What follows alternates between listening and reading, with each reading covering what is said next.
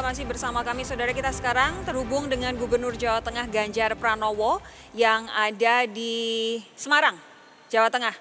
Selamat malam Pak Ganjar. Ya, selamat malam Mbak Sofi. Lalu melalui sambungan telepon ada pula Sekda Kabupaten Manggarai Jahang Fansi Aldus. Selamat malam Pak Jahang. Selamat malam, Mas Sofi. Oke, Pak Jahang dan Pak Ganjar ya. Kita live saat ini, saya mau ke Pak Ganjar terlebih dahulu. Pak Ganjar, kondisi terkini di Jawa Tengah seperti apa? Ya, ada penambahan pasien yang dirawat ya. Kalau boleh saya bacakan, karena ini saya upload Monggo, di silakan. corona.jatengprof.co.id. Jadi sampai dengan hari ini ada 97 yang dirawat dan ada 12 yang positif. Lalu sampai hari ini 9 dirawat dan 3 meninggal. Jadi posisi sampai hari ini kondisinya seperti itu. Nah, ini kesiapan wilayah Anda, Jawa Tengah ini menghadapi lonjakan seperti apa? Ini mungkin tidak akan melonjak kan? Ya, setidaknya kita menyiapkan kurang lebih 303 ya untuk ruang isolasi. Lalu kemudian ada 56 rumah sakit yang kita siapkan. Termasuk hari ini kami mengajak kembali beberapa rumah sakit swasta sambil berjalan terus mulai satu persatu mereka mendaftar sehingga partisipasi dari masyarakat terutama pemilik rumah sakit mulai berjalan. Ini memang tindakan kuratif yang kita lakukan. Namun demikian preventifnya memang harus kita genjot terus-menerus. Kita mesti melibatkan banyak tokoh agama, tokoh masyarakat, netizen begitu ya, untuk kita libatkan termasuk TNI Polri. Dan ini menurut saya bagian yang memang harus lebih masif lagi. Karena nampak-nampaknya masih ada orang yang agak melihat situasi ini biasa, karena memang harus berhadapan dengan situasi yang dia sendiri harus survive. Contohnya, kalau dia harus bekerja di rumah, sementara dia harus mencari rezeki, mencari nafkah, dia mesti keluar. Yang seperti ini kan harus ada protokol yang mesti kita edukasi begitu. Nah, protokolnya yang harus diedukasi itu akan seperti apa? Ini kan kalau kami lihat Pak Ganjar selama ini biasanya sambil sepedaan keliling di kota Semarang. Ini kan kota besar begitu, dekat sekali langsung dengan Anda. Bagaimana dengan kota-kota kecil yang ada di Jawa Tengah? Kita sudah komunikasi cukup intens, bahkan beberapa waktu lalu dengan seluruh bupati wali kota. Kita bicara dengan video conference, mereka kita minta untuk mengakses satu persatu kondisi yang ada. Alhamdulillah relatif mereka menyampaikan dengan baik, hanya beberapa keluhan saja. Bagaimana rumah sakitnya bisa disupport, yang saya kira persoalannya sama lah. Kalau kita bicara VTM, saya kira seluruh Indonesia sama.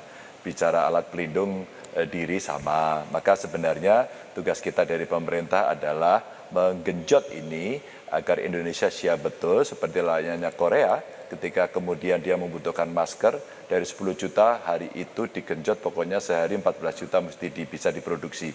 Nah, cara-cara ini sebenarnya memang tindakan luar biasa yang mesti kita lakukan. Nah, kami di daerah karena beberapa hal tidak bisa sendiri, maka kami harus berkoordinasi dengan pusat. Maka hari ini kita mesti bersatu antara kabupaten kota, provinsi, dan pusat. Ini komunikasinya mesti baik-baik begitu ya. Anda menilainya bagaimana koordinasi Anda dengan pusat saat ini, Pak Ganjar? Sudahkah apa yang Anda butuhkan diberikan oleh pusat begitu? Ada yang iya, ada yang belum. Yang belum yang apa? Kita berdiskusi banyak tadi soal seperti yang ada di Sulawesi Selatan tadi ya, kawan kita menyampaikan, sekarang butuh lab ini yang lebih banyak.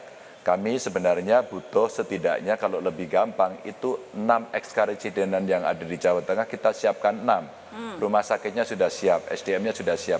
Tapi karena butuh regulasi, maka kemudian kita menyerahkan pada pusat. Tapi kita komunikasikan.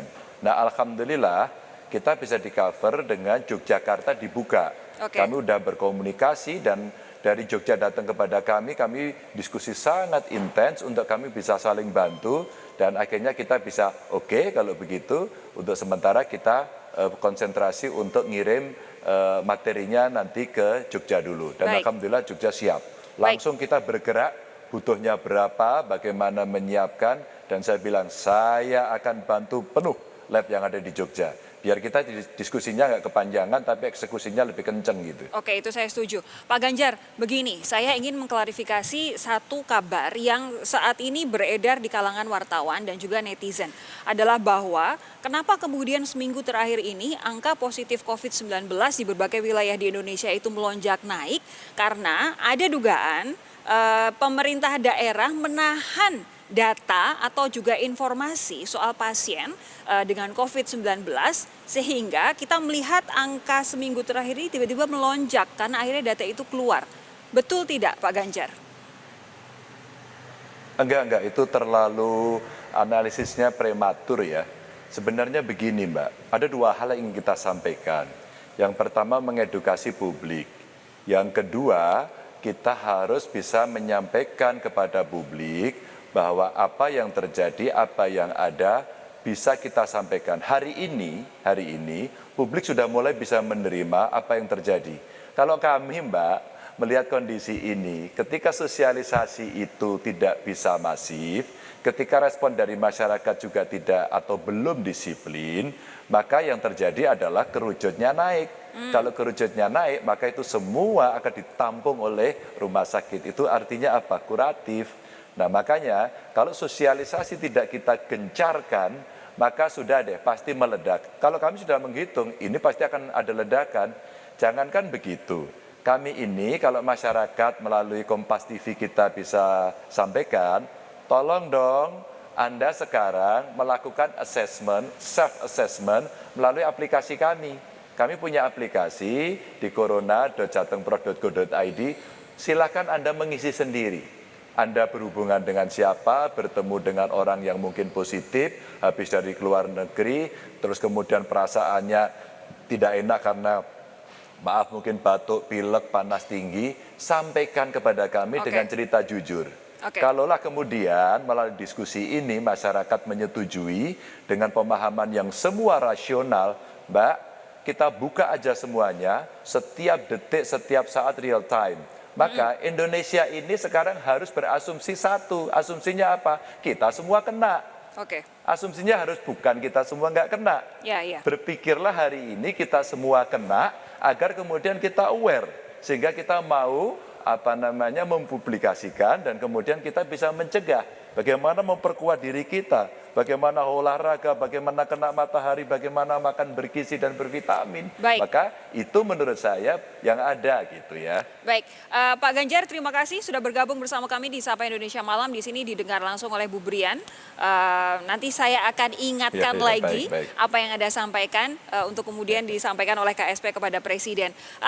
Lalu saya akan sapa melalui sambungan telepon Sekda Kabupaten Manggarai Jahang Fansi Aldus. Selamat malam Pak Jahang.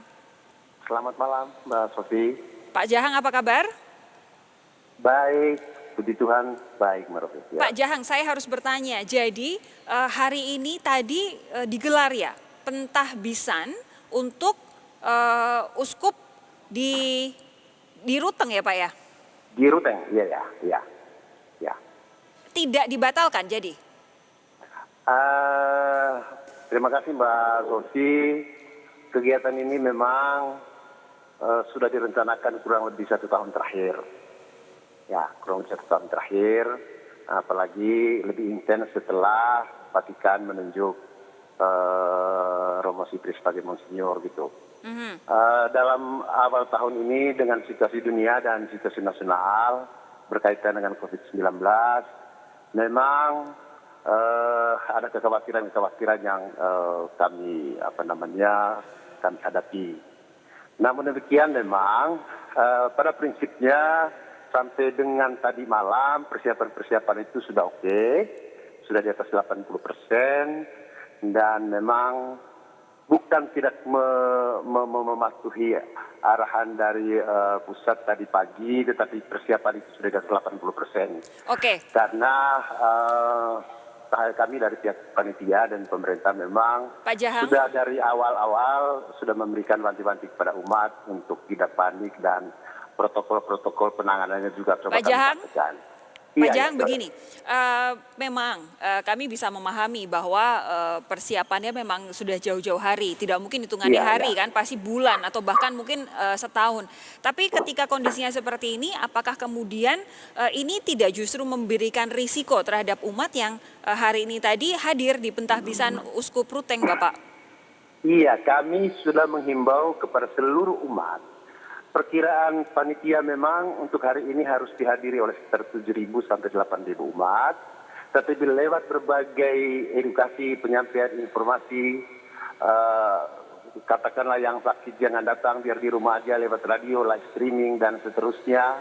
Dan ternyata memang sampai dengan hari H jam J tadi siang itu kurang lebih antara 1.300-an orang yang hadir. Tapi kita tetap menerapkan prosedur-prosedur seperti sebelum memasuki gereja, sebelum memasuki misa tahbisan dengan membersihkan tangan dengan antiseptik dan sanitizer yang disiapkan oleh petugas kesehatan dan di gerbang-gerbang masuk gereja. Begini, saat ini kita pastikan bahwa memang belum ada kasus di gereja dalam pentahbisan Uskup Ruteng. Tapi misalkan, semoga tidak ya, tapi misalkan nanti ada kemudian PDP atau ODP di sana, bagaimana Kabupaten Manggarai bisa memastikan untuk mengawasi 1.300 umat ini, Bapak?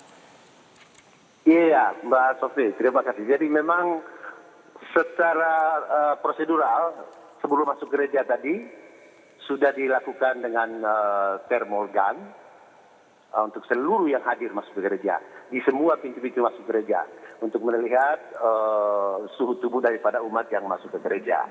Ya, kita harapkan, kita doakan bersama agar itu tidak terjadi sambil kita melakukan pencegahan berikutnya. Sore ini kami sudah melakukan semacam penyemprotan, baik itu di gereja, dan bahkan kegiatan-kegiatan malam hari ini di gereja sudah dibatalkan semua dan kegiatan-kegiatan selanjutnya. Baik, Pak Jahang Fansi Aldus, terima kasih sudah bergabung bersama Sapa Indonesia Malam. Ada PR yang sangat besar karena ada 1.300 umat yang hadir, sehingga semoga pemerintah daerah mampu untuk benar-benar mengecek begitu ya.